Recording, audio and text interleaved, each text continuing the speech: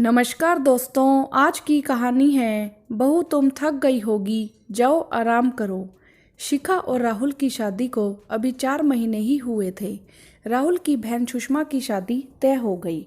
घर में राहुल के माता पिता, एक बहन और बड़े भाई भाभी थे। भाभी का 2 साल का बेटा था और वह उसके साथ मस्त रहती थी।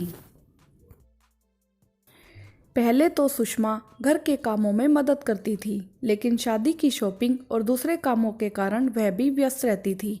राहुल की मम्मी भी बेटी के साथ व्यस्त थी। घर के सारे काम और मेहमानों की जिम्मेदारी सब शिखा पर आ गई थी। शिखा की जेठानी तो बच्चे की वजह से काम से बच जाती, लेकिन शिखा खुशी खुशी सारे काम कर रही थी। सास अच्छी तो थी, लेकिन घर में शादी की वजह से वह भी शिखा की मदद नहीं कर पा रही थी। शिखा सुबह से शाम तक काम में लगी रहती। चाय नाश्ता, फिर लंच, शादी की तैयारियों में भी मदद करना।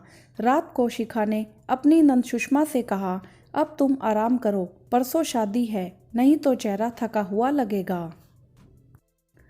तो सासू माँ बोली, तुम कब आराम करोगी? बहू, सबकी चिंता है तुम्हें, अपने बारे में भी सोचा है कभी? जाओ तुम भी आराम करो, तुम्हारा चेहरा भी थका हुआ नहीं लगना चाहिए।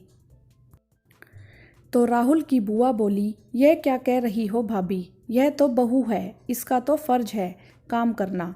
तो राहुल की मम्मी बोली, 2 दिन बाद तुम्हारी भतीजी भी बहू बन जाएगी। वहाँ पे सब ने ऐसा ही सोचा होगा, तो तुम्हें कैसा लगेगा? इतने दिनों से बिना किसी शिकायत के खुशी खुशी सब काम कर रही है शिखा।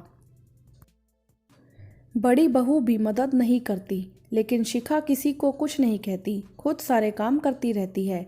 अब 2 दिन तो यह भी आराम करे, तभी तो यह भी शादी पर सुषमा की तरह सुंदर दिखेगी, नहीं तो बहू का चेहरा भी थका हुआ लगेगा, जो इसकी खूबसूरती को कम कर देगा।